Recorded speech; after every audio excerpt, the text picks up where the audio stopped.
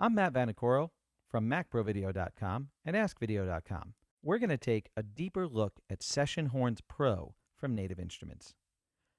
The first thing I'd like to take a look at is our Animator. We've already taken a basic look at the Animator, but let's dig a little deeper. Right now I've got access to a bunch of cool riffs just by playing a note and holding it down. But if I want to be able to use it in one-shot mode, we have this button here that allows me to just tap a note instead of holding it down. And now the riff keeps playing even though I'm not holding the note down. It will play all the way to the end of the riff, which is very handy. If I'm doing something complex harmonically and I need to be able to really control the harmony of what's going on there, I can use rhythm mode. Rhythm mode will give me the rhythm of the currently selected horn riff, but allow me to voice it with whatever chord I want.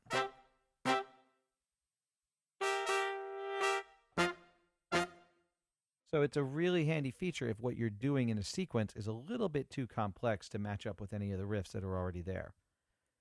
Keeping that in mind, you also have access to harmony and unison through the mod wheel and through these buttons, and that will give you the elements of the riff but take out the harmony if you flip it into unison mode. So again, if I hit a button or I hit a key and hold it down, you can hear there's thirds in there, there's 13ths, there's all kinds of voiced horns. If I click on unison, I still have the melodic elements of that riff, but the voicings on those longer notes and the harmonies that they throw in are gone.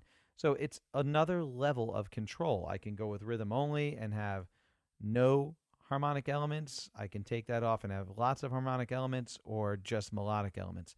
It's really nice to have that kind of level of control. As I switch through and flip to different styles, you'll notice that my horn section is changing. My preset's changing. My effects are changing. Everything is changing because they're giving me the best horn section that they've determined to play those riffs. Now that's really cool and it's handy if I'm using lots of different riffs and I don't have an idea of what I want to use for my horn section. But perhaps I have crafted what I feel is the perfect horn section, I don't want it to change. Well, that's where this link preset to song button comes into play up here. Now that that's unchecked, the preset is no longer linked to the song.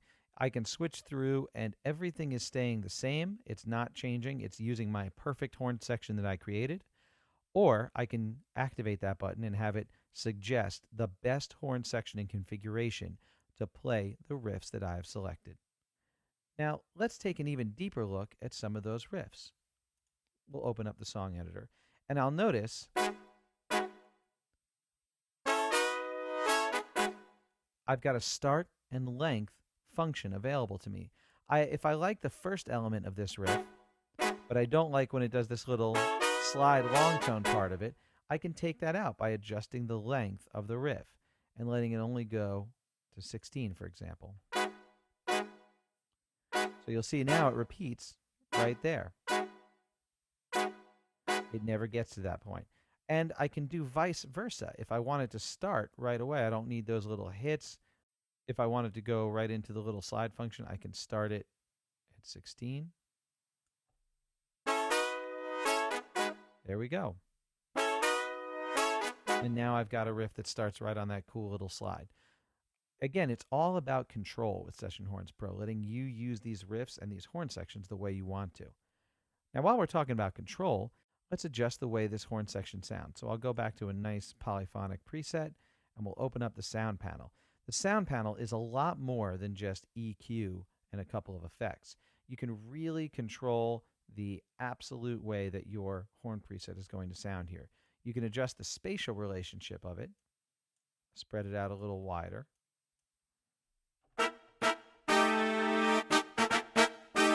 I've got a really wide sound now, I think, with some horns panned in some extremes of my headphones. I can drop any of these horn slots an octave. So if I play a few notes here, I can take this trumpet slot and drop it an octave. Now I still have my other trumpet slot playing up the octave, so it's not getting so dark that it's like muddy. I'll do the same thing with this alto sax. And now that's dropped down an octave as well. So my really big and bright horn patch just became kind of beefy and powerful.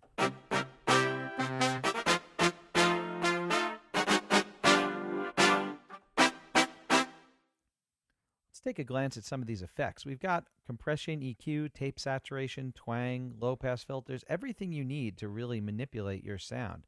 I can go to this tape menu, adjust the gain a little bit, make it a little warmer, really give it some tape saturation, and then go to the compressor menu and activate that compressor so that it really keeps the volume level in check of my horn sound. So now with a heavy tape saturation and a serious compressor, I can get a good horn sound for EDM or a retro sound.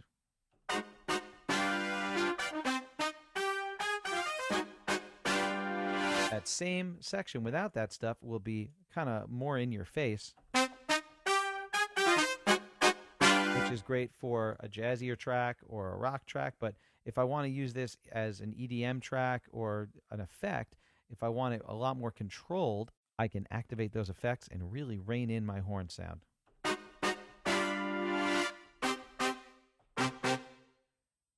Again, it's all about control in Session Horns Pro, a great collection of horn sounds from Native Instruments. This is Matt Vanacoro. Thanks for watching, and be sure to check out my full-length Session Horns Pro course at askvideo.com and macprovideo.com.